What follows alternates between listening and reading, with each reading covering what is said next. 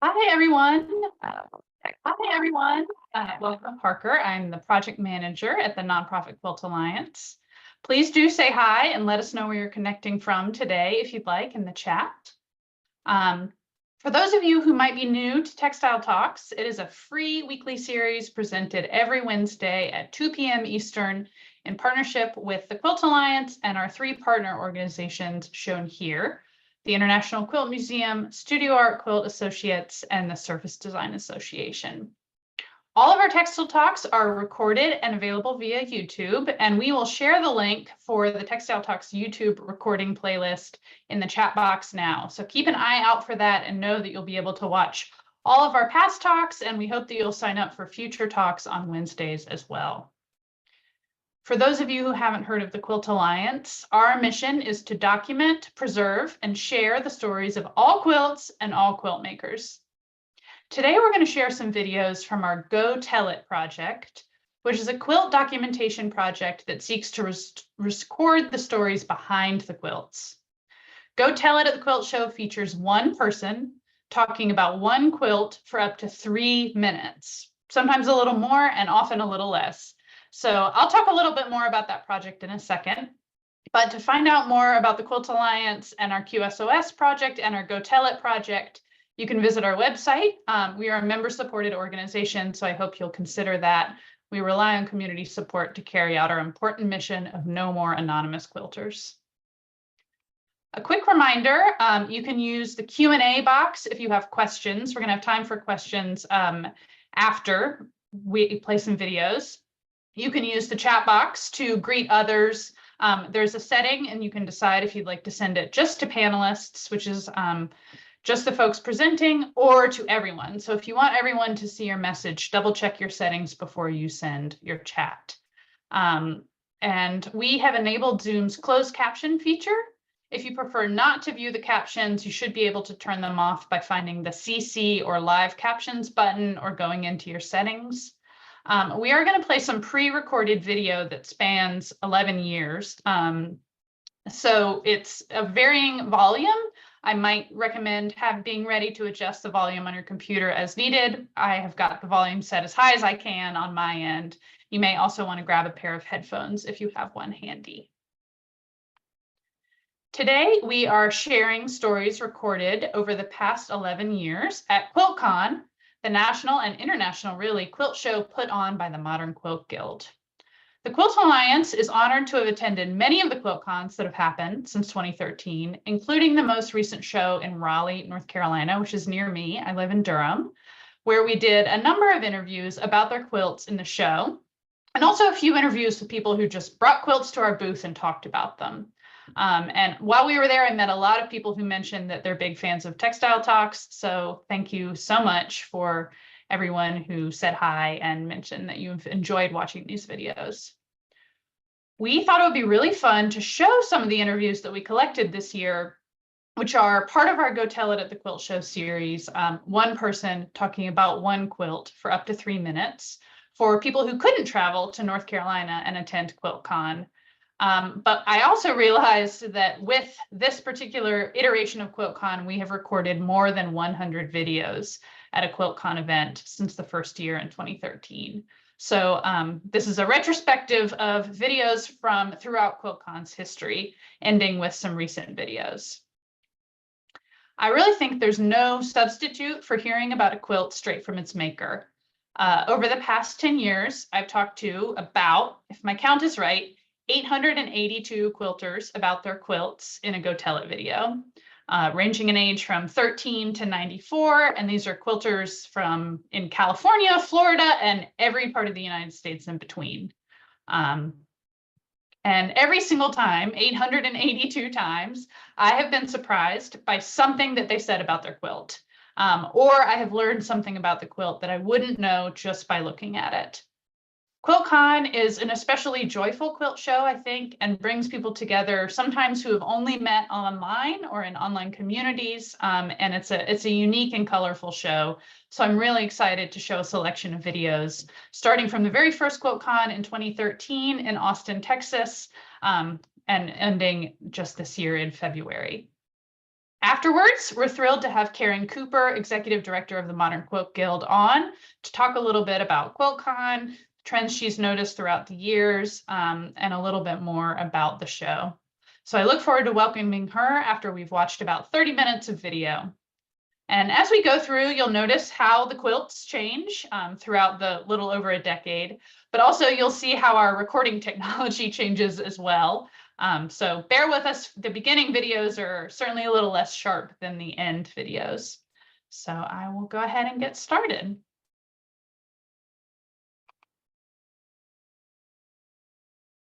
Hi, my name is Victoria Finley Wolf, and I'm here at QuiltCon in Austin, Texas, February 23rd, 2013.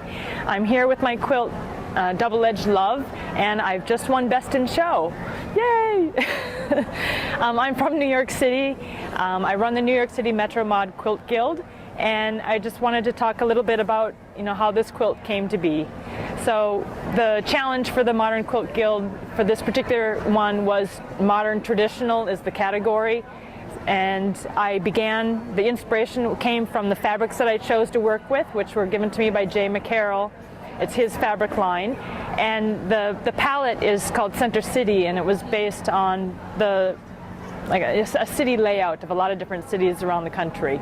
So I took that as a theme and worked with a traditional pattern of the double wedding ring, and to see how I could play with the movement and work with the negative space of pushing things forward and backwards within the design of the quilt pattern, but trying not to let the design of the quilt pattern overtake the images itself. It's hard to explain that.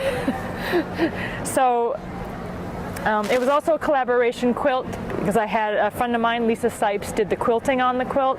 When I got it back from her, then I went back and put in some handwork and some applique to add, I think, all of the different levels of techniques that I could incorporate into this quilt, because to me, modern quilting is trying all the techniques that I have, and even finding a technique that I haven't used before and trying to put it all together into one quilt. And if there hasn't been something I've tried, I try to find one unique thing that I could do to add to this pattern. And for this quilt, the new technique I was trying was the design itself, to do a double wedding ring, because I had not ever done that before. And I'm just really excited to be here. I can't believe I won. It's awesome. Thank you.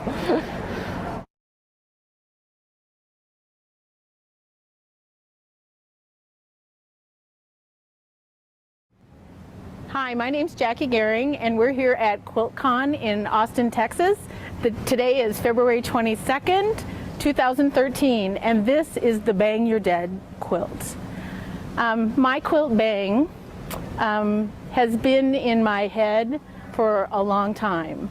The quilt was inspired by my husband's work. He works for the Chicago Public Schools, and every day that my husband goes into work, the first thing he gets is a list of the children in the school district that have been hurt or killed. And he had been working in Chicago for about 6 months, and he was looking pretty stressed. And I asked him, what's going on? And he finally told me that that's what happened to him every day. And my husband wears that stress on his face. And he also, it brings a sense of urgency in him to his work. And I thought about it for a long time, and that kind of stayed in my heart and my brain, and it came out in this quilt. And this quilt is really about the children that kind of nobody thinks about. Kids are killed every day or hurt in Chicago, and nobody really notices, and that's really sad to me. So I think we need to notice those kids, and we need to be aware of violence. And, this quilt comes from right here. Sorry.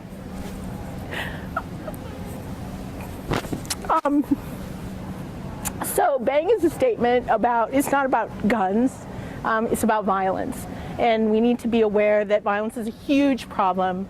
And, there are many ways to solve it, but we all need to be involved, and we need to be aware. We can't just shove it under the rug. And Bang is about it's hard to look at, and it's hard to, you know, it was hard to make. But I'm proud that I made it. You know, I think it's I guess I call it a modern message quilt. And I think it's a powerful message. I'm hoping that this quilt will be able to some way help that cause to eliminate violence.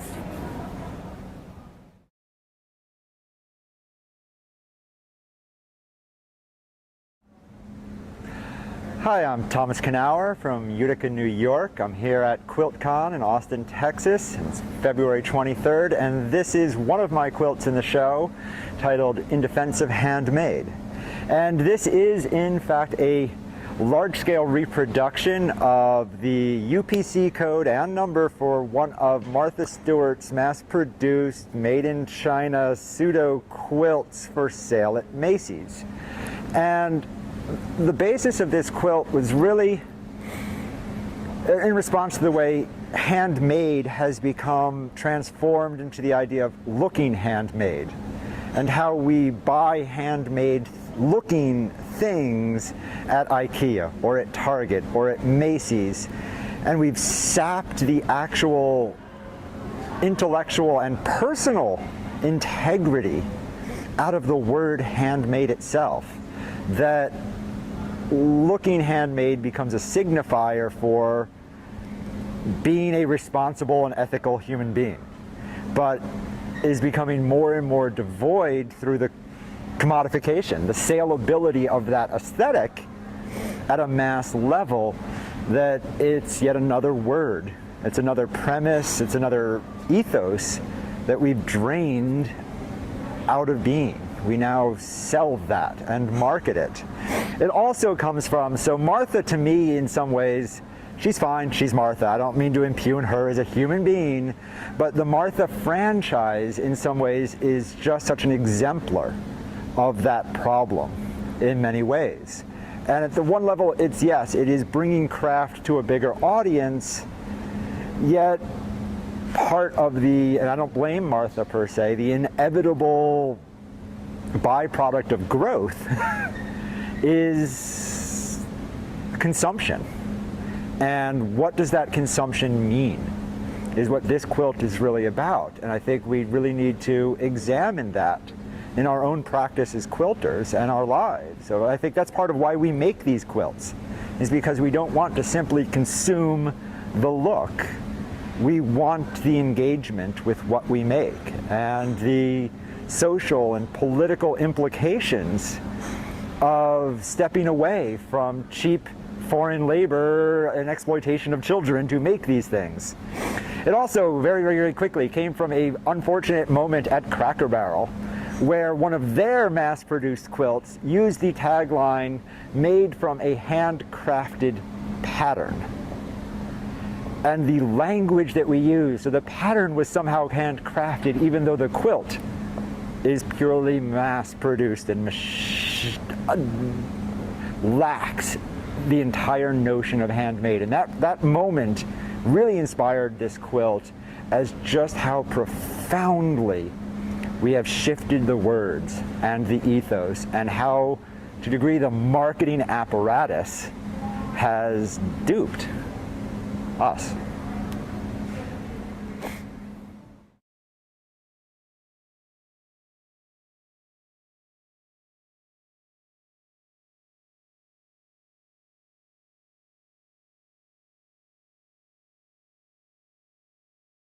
Yeah. Hi, I'm Shruti and I'm here all the way from India at QuiltCon 2015. And here's my quilt, which is called White Rainbow.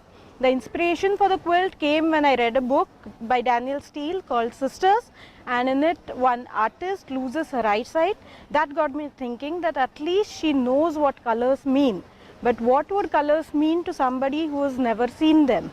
So that got me thinking into making this quilt, and it's all colors written in Braille, and I've used the trapunto technique so people can actually touch it and read it, and that's why the size of the letters is such that they can just read it by their palms. Thank you.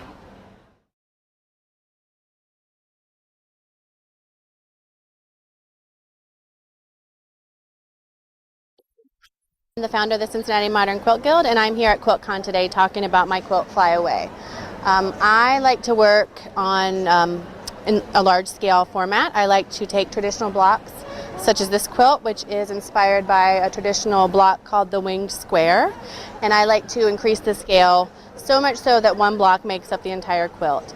I love to work in solid cottons. They feel painterly to me, so I really love being able to choose specific colors to create my designs. And I quilted this myself on my long arm machine that I've got at home. It's one of my favorite quilts. I really love the pop of pink color in the middle. And I love taking traditional blocks but giving them a modern spin, in this case by increasing the scale. You can find more information about me on my website, heatherjonesstudio.com.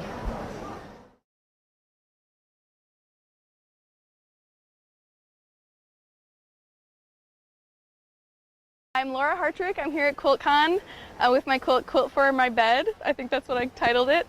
The story of my quilt is I needed a quilt for our bed. I had never made one before. I've been quilting for about 5 years and I constantly give them away. So I knew I wanted to make something for us. I knew I wanted to do a drunkard's path pattern, so I kind of was looking for inspiration, and I saw a quilt with really bold use of them, solids and unique shapes and patterns, and it reminded me of letters, so I thought I'm going to make letters with this drunkard's path. So that's what I did. The colors came from a previous bedspread that I had that I loved, and we moved and I splurged on this new bedspread, and then we promptly got 2 cats who ruined my beloved bedspread. So I took the color palette directly from that, and I sent it to Nikki Maroon to quilt, and she did a fabulous job. I couldn't be more thrilled with the quilting. So yeah, it was sort of a necessity to sketchbook to design wall process, and I think that's all. I'm thrilled to have it in this show. So.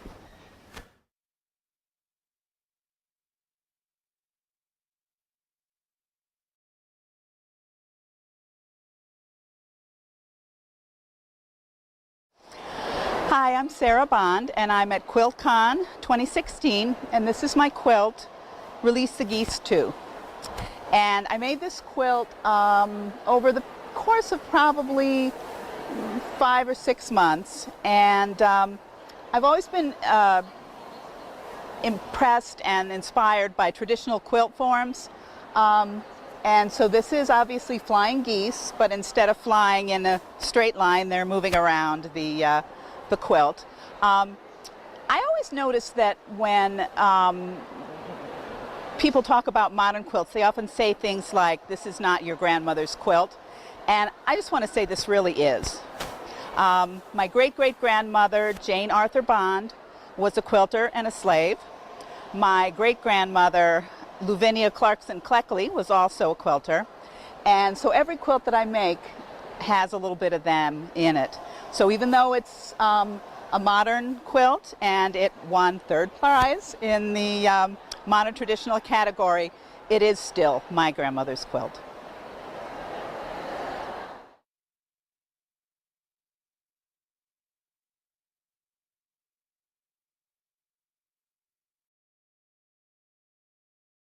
My name is Laura McDowell Hopper, and we are at QuiltCon, and this is my quilt in the show. It's called The River, and it's inspired by my deep, lifelong love of Bruce Springsteen.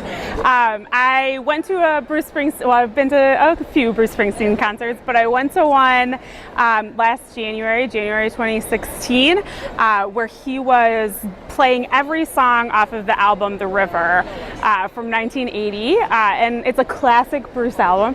And the title track on The River is a really sad song, and it sort of inspired me to make this quilt. The River is about these 2 young people who are sort of forced into a marriage at a really young age, and it's about them realizing that they might not get to fulfill their dreams going forward because of these circumstances. And so I started thinking about these big shapes as the characters in the song. So I used sort of stereotypically masculine color and a stereotypically feminine color, and thought about sort of their dreams trailing behind them. And I put this black strip here sort of to symbolize the river, but also this sort of tension where they don't come together. But if you study the song, then you know that it's actually about Bruce Springsteen's real life sister, who married a guy at a really young age and stayed married to him to this day, and they have many kids together. And so it has a really happy ending in real life. So what I did on the back is I made the colors connect back here. So it sort of tells the story that, you know, maybe it started out really difficult, but then in the end, on the back, it has a really good resolution. So that's my quilt. Thank you.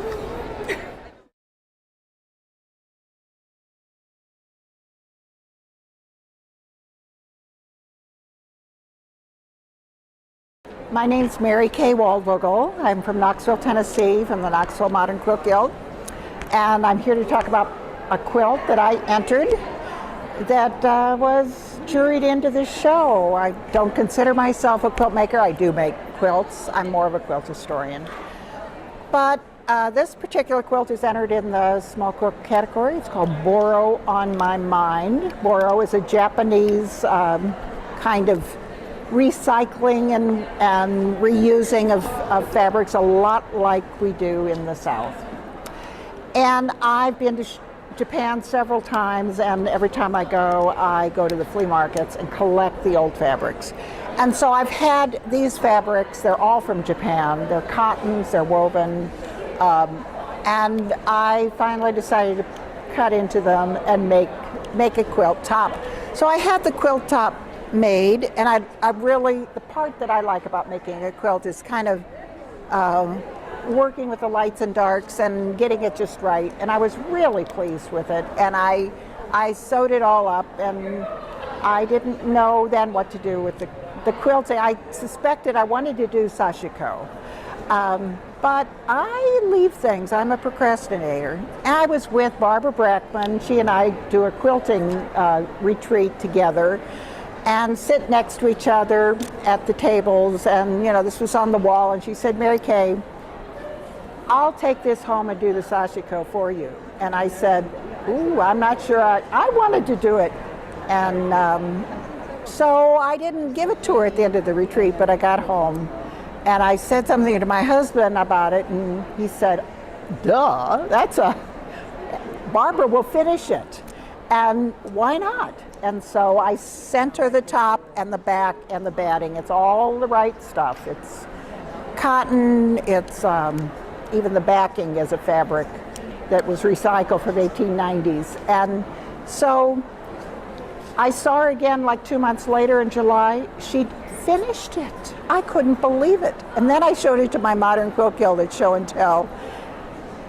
You know, it's dark. Most modern quilts have a white background, and somebody in the group said, "Enter it in QuiltCon." You know, QuiltCon was going to be in Nashville. I live in Knoxville. So I thought, okay. So I did, and it was an interesting experience, the whole application thing. And then in February, I get this call or this email that says, "Your quilt has been accepted," and it just blew my mind. I'd called Barbara. She didn't quite understand what I had done. But here we are. It's showing at QuiltCon. 2 thoroughly modern quilt historians over the age of 70, and my quilt is entered. So that's my story.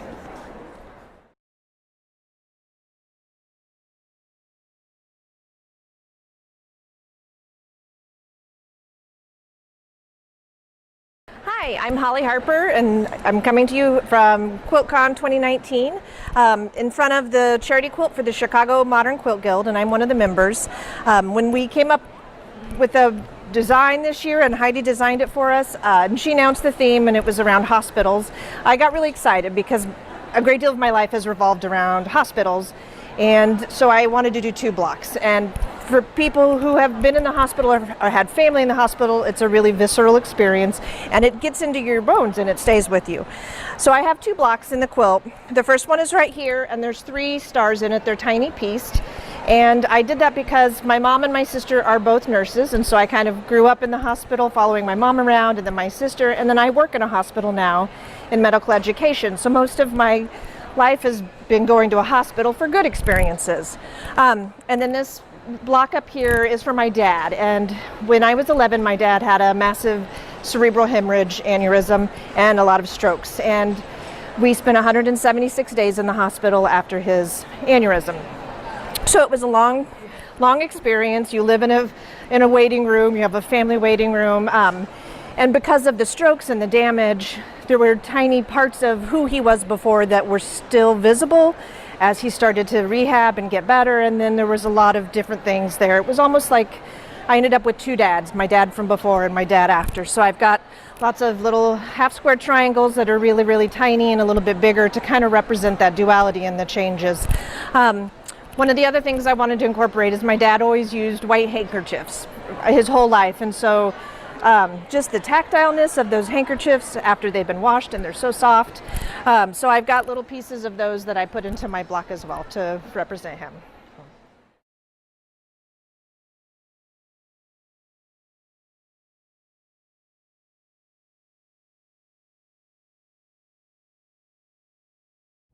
Hello, my name is Peter Byrne. Today I'm going to talk about my quilt title Starring You. I'm honored to have my quilt story saved by the Quilt Alliance. Starring You was my first quilt I made to go into jury shows, and QuiltCon 2020 was the first quilt show I had ever entered. To my surprise and delight, Starring You won Best in Show at QuiltCon 2020. This was an honor and privilege and helped launch my quilting career. Starring You also won Best Machine Quilting Frameless at Quilt Canada 2021. Starring You was juried into the Best of Quilting in Canada 2023 at the New England Quilt Museum. Starring You was also published in the 10th issue of Curated Quilts Journal in the Black and White Gallery. In 2019, I started making show quilts, and Starring You was the first quilt I made specifically to go into jury shows. As written by Teresa Dure Wong in her article titled The Road to Best in Show, Starring You is a bold design that looks like a pen and ink drawing with Art Deco influences that suddenly explode into a meteor shower of funky black shapes that are thrust off the edge. This quilt is modern innovation at its best and completely redefines the 2-color quilt by showing us that a nearly all-white quilt can be densely illustrated with just thin black lines and shapes. Teresa goes on to say, it's an impressive and bold choice for Best in Show and truly emphasizes the global innovation of modern quilters today. Starring You was a true labor of love that took 4 months to complete with over 200 hours of quilting stitches alone. Starring You is a large quilt measuring 75 inches wide and 90 inches tall. To get Starring You started, I made 8 large paper piece diamonds and sewed 5 of them together to form the partial star. I took the remaining 3 and cut them up into 90 pieces to create the starburst. Each of the 90 pieces, along with the partial star, were sewn in place using turned edge applique. The quilting motifs were all done with hand-guided free motion quilting and free motion quilting with rulers. I made history at QuiltCon 2020 by being the first man to win Best in Show. This was for sure a life-changing experience in all the right ways. Winning Best in Show at QuiltCon 2020 put the global spotlight on my work, and since winning, I've had well over 100 trunk shows and workshops in my schedule. I invite you to check out my latest work on Instagram at Peter's Quilts. And I invite you to check out my quilts on my website at peterbquilts.com. Thank you for your interest in Starring You.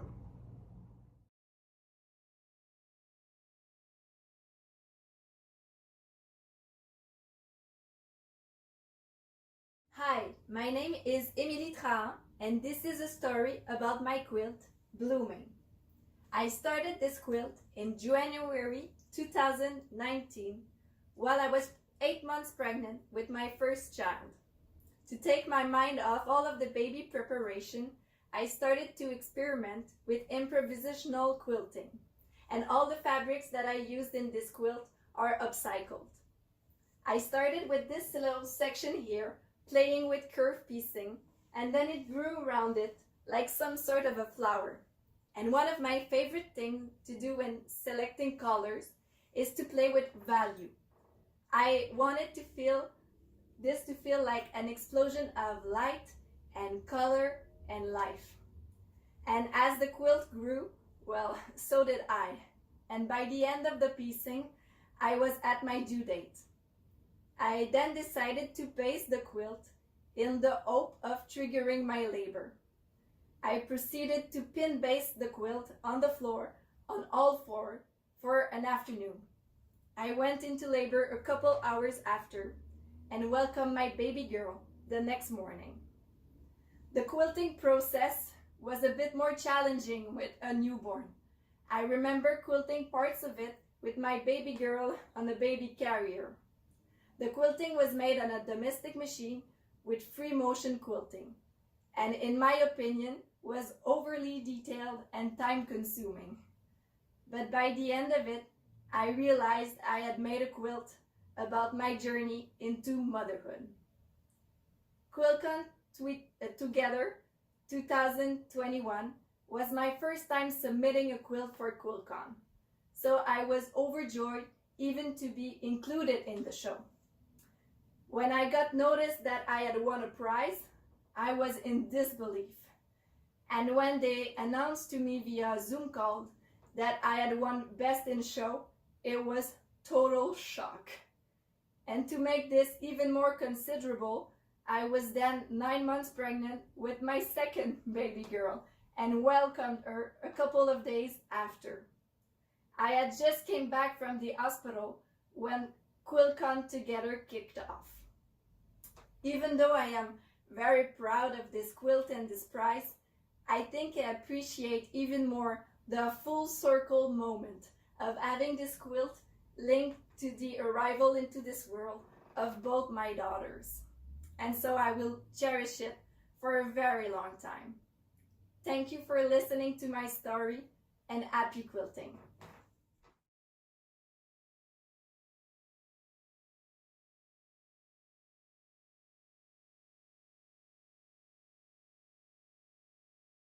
Hi, I'm Kelly Spell. I'm from Hickson, Tennessee, and I'm here at QuiltCon in Raleigh, the MQG's annual event. Today is Friday, February 23rd, and this is my quilt called Candy Pop.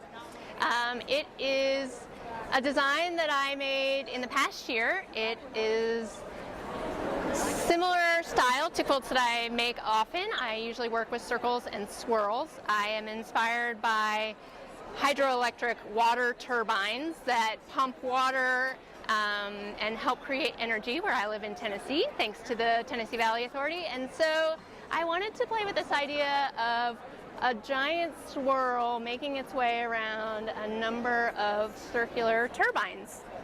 And so I drew this design, and as I was playing around with colors in Illustrator, I happened to accidentally click the wrong color, and it made the circles the same color as the swirl, and I was like, man, I really like that.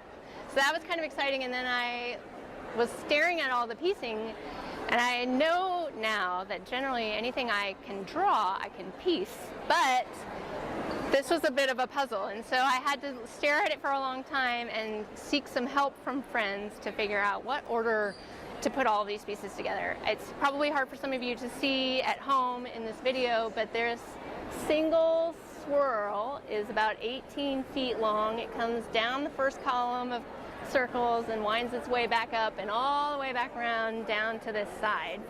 And so how the heck do you piece that? And so I printed out a picture. There are lots of partial seams, and so I drew on the picture, like, this is a seam, this is where I would leave a partial seam, this is when I would connect the swirl and how I would move down. And so I'm really pleased with the outcome. All of this fabric is hand dyed or hand printed.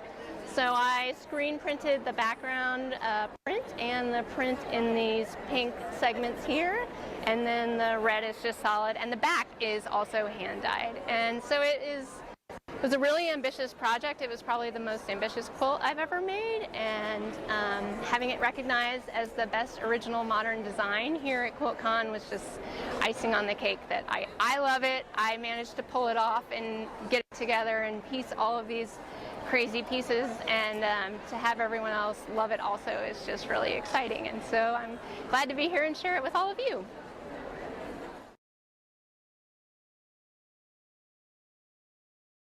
Good morning, my name is Charles Cameron. Welcome so much to QuiltCon Raleigh. So happy to have the opportunity to talk today on February 22nd, the first day of the show, about my group and bee quilt called Conscious Bias. This quilt was made with some of the 10 most wonderful people on the planet.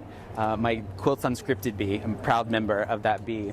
And to construct this quilt, the prompt that I gave everyone at the beginning of the month was I had selected 12 solid colors, and I sent each of my 10 guildmates just 3 of them. So they were working on just portions of the overall palette, and I didn't let them share with one another, which was a lot of fun. So after a month, they sent back to me a improv panel that was inspired by their favorite abstract artist or artwork. And the panels that they sent back were all about 14 inches by 28 inches, so a nice 1x2 rectangle.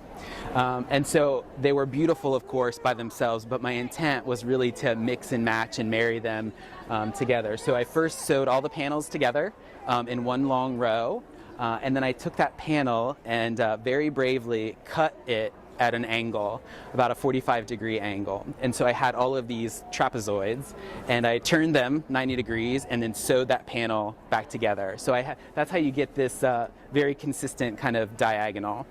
And then once I had these 2 panels created that were all at an angle, I cut them one more time to create these stripes, and then reoriented all the stripes in a way that was pleasing to the eye. Couple more things I'll note. This was quilted lovingly by my beemate Elizabeth Ray.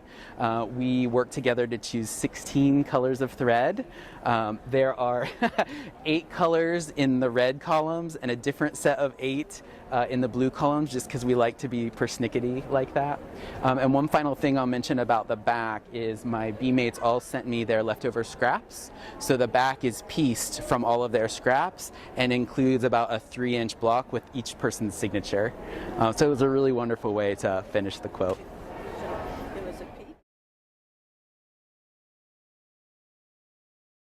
My name is Casey Engel. We are at QuiltCon in Raleigh, and it is February 24th. And I'm here to talk about my quilt pathway. This quilt is entirely hand-dyed with indigo, and I did a shibori stitch down the midline. When I found this tablecloth at a thrift store, it was cream, and I originally wanted this to be a green quilt, so I actually dyed it before the indigo with all of this neon green, and it was honestly terrifying looking, so I sat with it for a long time. And I did a studio visit with a friend, and she told me that if there was one sliver of green, that it would work. So I looked at it and then stitched this line as a resist dye and crossed my fingers, dumped it in indigo, and loved the composition. And then I had been working on another hand-tied quilt and found this linen thread, and I loved how wiry and spidery and sculptural it was. So I just went crazy and hand-tied all over this piece, but then it was pretty structurally unsound in the middle, so I went back in, hand quilted all of the bottom, The back is also indigo dyed and is this beautiful green, which it was brown before, but when you dunk it in indigo, it turns green.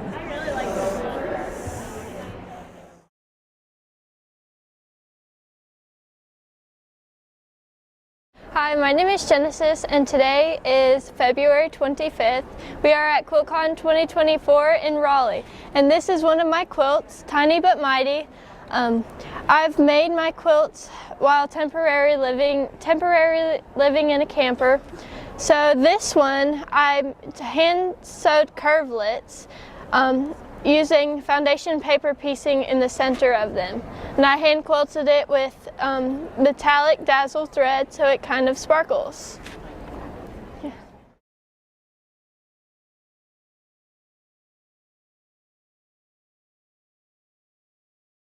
So that was just a teaser of some of the many videos we have collected from QuiltCon over the years. I'll have Amy share again a link in the chat to more videos that you can watch, and we'll be adding even more. I couldn't resist ending with Genesis. It shows that there's a whole new generation of quilters. Genesis quilt was in the youth category, and people who are fired up and passionate about continuing to quilt. So anytime that someone says it's a dying art, tell them that it's clearly not. I would like to welcome next Karen Cooper. If Karen's on, you can turn your camera on if you'd like. And Karen I can't turn my camera on. Oh. It won't let me. It tells me the host has stopped my camera. Oh, all right. Well, I'm going to have Amy troubleshoot that, and we'll get you to join us while I do a little introduction. There we go. Hello. Hi. Awesome. So yeah, Karen is a passionate quilter. Did you make the quilt behind you? I did. Super cute. And her combined experience and love for modern quilting have benefited the Modern Quilt Guild since she began as executive director in 2019. So Karen and her team are behind the Modern Quilt Guild's educational efforts, membership programs, and of course, QuiltCon. So thank you so much for joining us. And yeah, I have a couple questions, but if folks have questions, I invite you to put it in the Q&A and we will ask them away. But first, for anyone who, it's hard to imagine at this point, is not familiar with QuiltCon, can you just tell us what it is and how it got started and how you would explain it to like a stranger that you meet on an airplane? Well, first, it is the largest modern quilt show in the world. And it moves around the country every year. And it's simply a celebration of modern quilts and modern quilting. We have about 150 classes and lectures each year. And when I tell people that on airplanes, that's what blows their mind. The last few years, we've been exhibiting around 600 quilts between the competition quilts and the special exhibits. And we had, over 20,000 people last year. So it's just a great, big, giant celebration of modern quilting. That is awesome. It is truly a celebration. Somebody mentioned that the artists radiate joy as they talk about their work, and it is a very joyful, exciting show. So I think these videos obviously started in 2013 that we were showing, and there's a little bit, you can see a change in modern quilt design and trends throughout these interviews, I think, but there's also definitely some through lines. You have been executive director since 2019, but you were involved before that. Right. So I'm curious how you think QuiltCon has changed since it started. Well, the simplest and the most obvious is just that it has grown. It has simply grown from, the first one, a couple thousand people to, like I said, over 25,000 people. The number of quilts that we exhibit has more than doubled.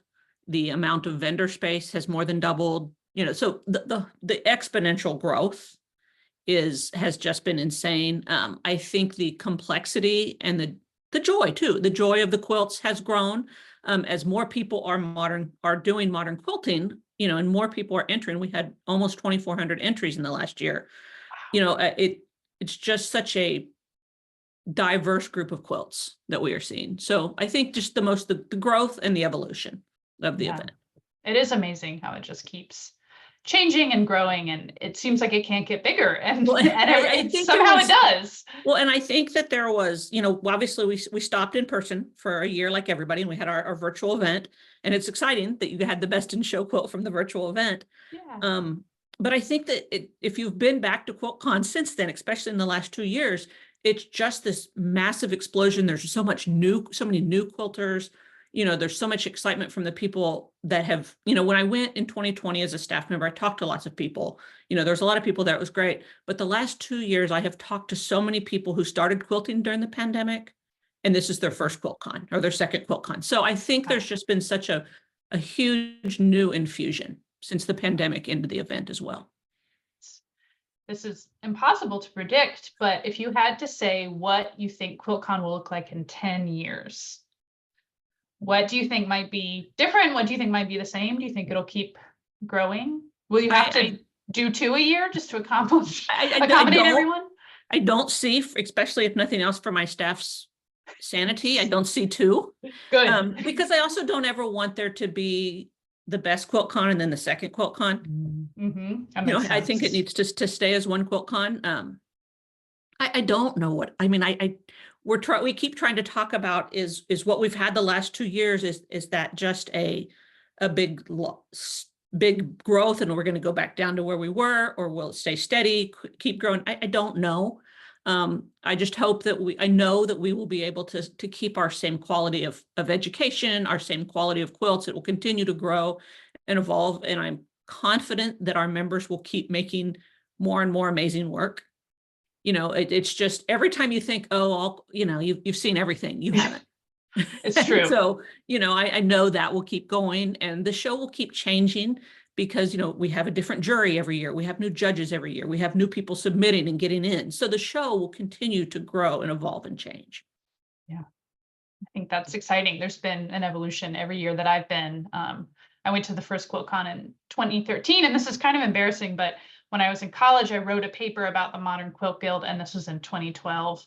And they had just announced that QuiltCon was happening for the first time. And I thought, maybe I can just not graduate yet and keep writing this paper until QuiltCon has happened. And then I can put QuiltCon in my paper. But I did end up graduating from college on time, and I didn't wait for QuiltCon to graduate. QuiltCon's important, but yeah, but important maybe enough not to that delay important. your education. I think I was just delaying real life, probably. So that happens.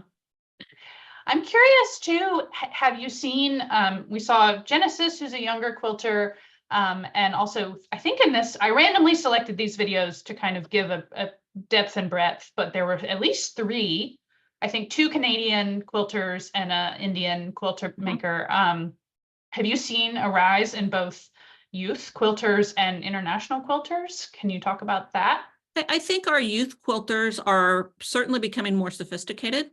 Yeah. We see a lot of really great original design in our youth quilters, and I think that's because they're young. Nobody's told them what they should do or shouldn't do.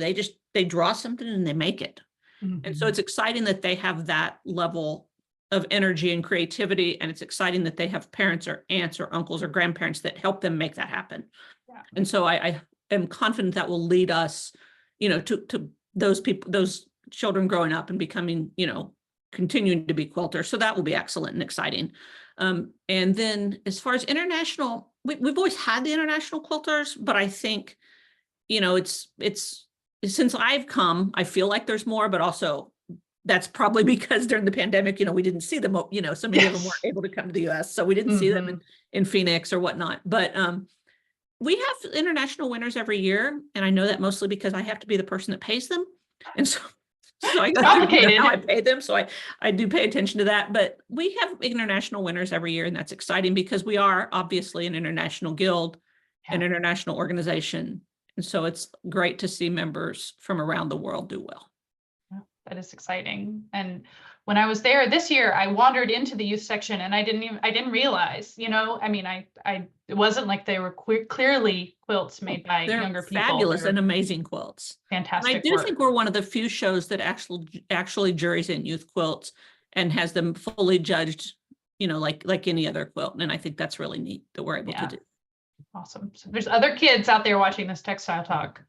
Submit to QuiltCon because it's super fun. Yeah. We had one question from someone who was curious if you would talk about QuiltCon magazine and how you select patterns for QuiltCon magazine. Sure. And what QuiltCon magazine is.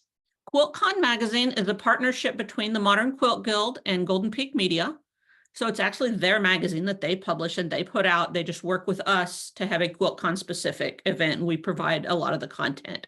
QuiltCon, to get the patterns for QuiltCon magazine, Golden Peak does a general call to their mailing list. We send it out to our members. We try and get it, cast that net as wide as we can. And people are able then to submit their patterns to the magazine. And then they're chosen based on a number of things, including obviously visual attractiveness, ability to make, to be patterned and to make them. And then diversity, just so that they all look different. We have a variety of types of patterns, but they're chosen by staff at the magazine at Golden Peak and some of our staff at the MQG.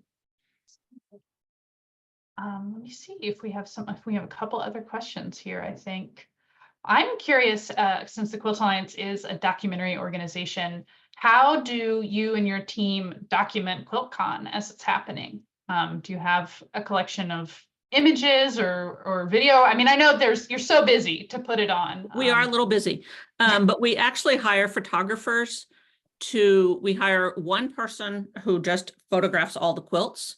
Wow. Like one by one, they photograph those quilts. So we can have them. So we have the record, but also then we do publish a catalog.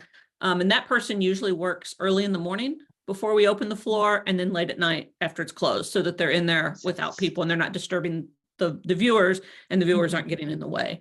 And then we usually have another photographer who just photographs the event. Think a wedding photographer, somebody who's out there, trying to catch those joyful connections that people are making, shooting some video from different angles. Like in Raleigh, obviously we had a lot of video shot from up above where you could see, down. So we had a lot of that. So we document it that way. And then we use those throughout the year for various publicity reasons.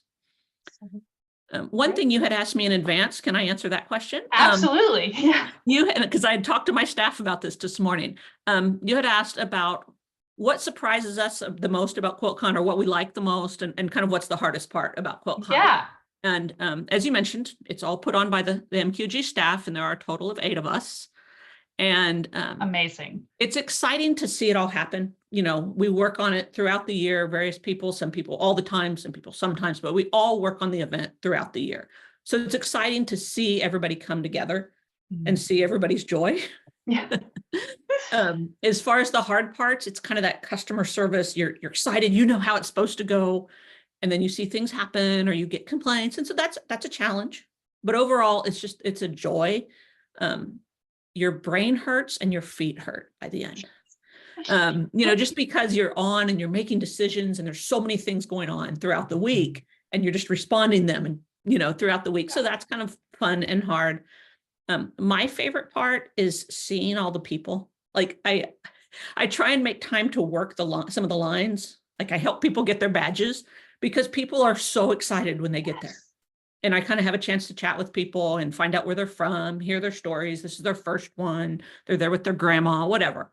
And so, just I think seeing it all happen. We go through it all year long, but seeing it happen is one of the most fun things.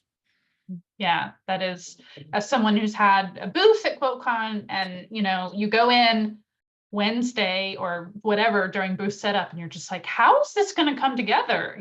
Things are getting assembled and getting ready to be put together, and then by Thursday morning the buzz and the excitement is so thrilling. See, we have one other question, which is, how are panelists and judges chosen each year for QuiltCon? The judges, a group of staff work together. We have a list that we just throw names on as we think of them through the year. We look for the way the rules are set up is we have 2 modern quilters, and then one person who is not a quilter, but who is in the textile or design industry in some way. Like we've had people who design tile installations. We've had museum professionals from museums. We've had someone who designs knitting patterns. So just a lot of design, somebody to really come at it from that design, but then 2 modern quilters who can really judge, construction techniques and just overall quality, and again with that design. So we just have a running list that we all contribute to, and then we it's a matter of finding people who can take a week out of their life to travel to Austin, Texas and be part of that. Judging takes 4 full days. Wow. Because they look at each and every individual quilt and give commentary on each and every individual quilt. So it is an in-depth, insane process. Yeah. But that's how we choose those folks. As far as panelists, I'm not sure if they maybe mean the people who speak, but we have an application process for people who want to give lectures or workshops. And then we choose from those people who apply. Great. Well, there are lots of other questions. I hope that folks will seek out information about QuiltCon. You can Google it to find information about where it will be. Say again where it'll be next year and the dates. It will be in Phoenix, Arizona. We are excited to go back to Phoenix. Hot, hot, hot. So I hope we'll see you all there. And you can visit quiltcon.com for more information.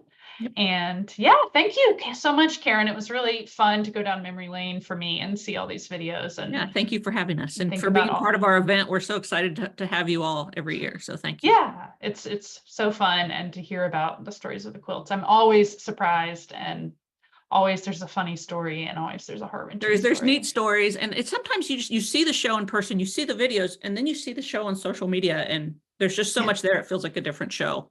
Yeah, it's true. No matter whose eyes you see it through. Yeah, so it's fun to be able to record the videos for folks too who can't travel. And I know you all have been adding more and more online for people who can't come in person. So that's also really exciting. So, all right. Thank you so much. I'm going to share my screen one more time here.